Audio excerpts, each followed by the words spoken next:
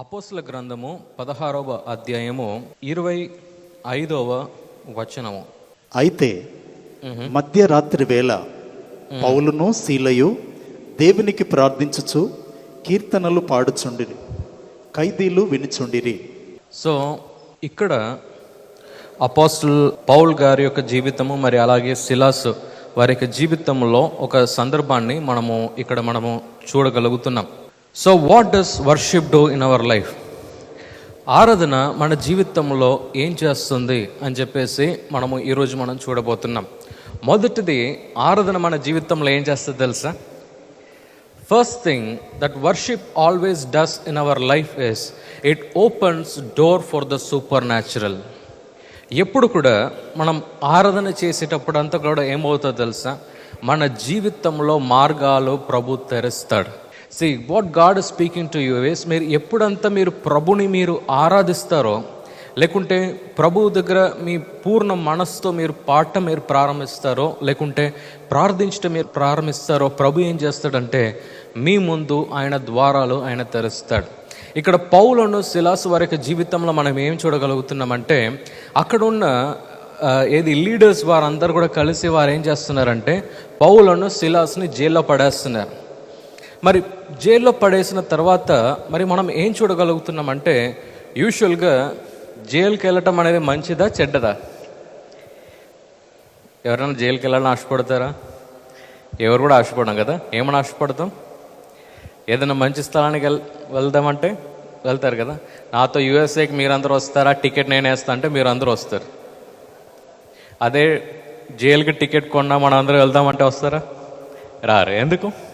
Because see, jail is something that represents the most darkest thing in a man's life. అంటే జైల్లో ఎందుకు ఒక మనిషిని పడేస్తారంటే, ఆయన జీవితంలో దాని తర్వాత ఆయన ఏం చేయలేడు.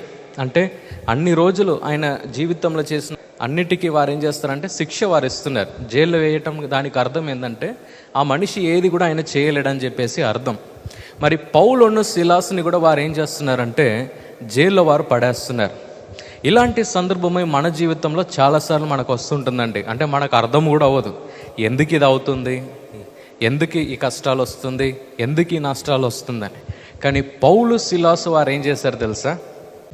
అలాంటి సందర్భంలో కూడా వారు ప్రభుని స్తుతించారంట. హల్లెలూయా! వారు ప్రభుని వారు స్తుతించారంట.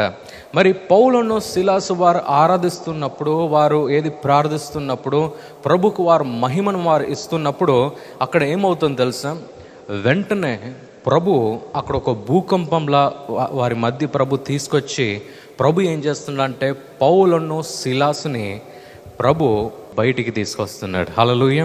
అంటే నేనేం చెప్పాలని ఆశపడుతుందంటే, మీరు ఆరాధించేటప్పుడు అంతా కూడా ప్రభు ఏం చేస్తాడంటే మీ జీవితంలో మీరు చేయలేని వాటన్నిటిని కూడా ప్రభు మీ జీవితంలో సులభంగా ఆయన చేస్తాడు. హల్లెలూయా! సో ఇక్కడ పౌలును సిలాసు వారు జైలు గురించి వారు పెద్దగా వారు మాట్లాడి ఉండొచ్చు. అంటే ఈ చెరచాల చాలా పెద్దది, లేకుంటే ఇంకా ఎన్ని రోజులు మరణిస్తామో అనే దాన్ని వారు మాట్లాడుతూ వారు ఉండి ఉండొచ్చు. కానీ వారు ఏం చేశారు తెలుసా? ప్రభుకి కీర్తిని వారు ఇచ్చారు. మన జీవితంలో మనం ఏం చేస్తాం తెలుసా? మనకున్న బంధకాన్ని మనం పెద్దగా మాట్లాడతాం, మనకున్న ప్రభు గురించి అసలు ఆలోచించాం. ఇక్కడ కూడా ప్రభు మన దగ్గర ఆయన తెలియజేస్తున్నాడంటే, అక్కడ పౌలును సిలాసు ఆ చెరచాల గురించి వారు మాట్లాడి ఉండొచ్చు, లేకుంటే ఇంకా కొన్ని రోజులు మమ్మల్ని మరణంలో పడేస్తారేమో, లేకుంటే ఏం చేయాలో తెలియని స్థితిలో మనల్ని పడేస్తారేమో అని చెప్పేసి వారు ఆలోచిస్తూ వారు ఉండి ఉండొచ్చు. కానీ వారు ఏం చేశారంటే స్తుతించారంట. హల్లెలూయా! హల్లెలూయా! మనం స్తుతించేటప్పుడు ప్రభు మనకేం చేస్తాడంటే ప్రభు మనకు ద్వారాన్ని ఆయన తెరుస్తాడు. మరి మూడో పాయింట్ మనం ఏం నేర్చుకోవాలంటే, వారు ఎప్పుడు ఆరాధించారండి? వారు ఎలాంటి సందర్భంలో వారు ఆరాధించారంటే, అన్నీ కూడా పడిపోయింది అనే సందర్భంలో వారు ప్రభుని ఆరాధించారు. ప్రభు మన దగ్గర కూడా ఆయన ఏమని మాట్లాడుతున్నాడో తెలుసా? సందర్భాన్ని చూడకు, ప్రతిరోజు కూడా నన్ను ఆరాధించు అంటున్నాడు. హల్లెలూయా! ప్రభు ఇక్కడ కూడా మన దగ్గర ఆయన ఏమన్నా తెలియజేస్తున్నాడంటే, when you worship God and when you give him the most top priority than your obstacles, God will start opening doors for you. Hallelujah.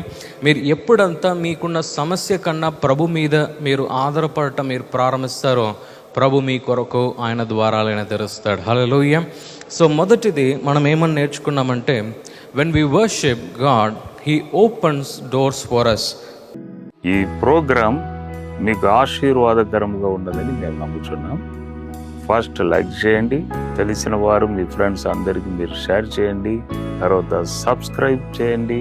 తప్పగా ప్రభు మిమ్మల్ని దీవిస్తాడు.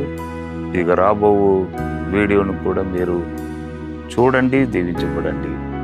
ప్రభు మిమ్మల్ని దీవించును గాక. God bless you.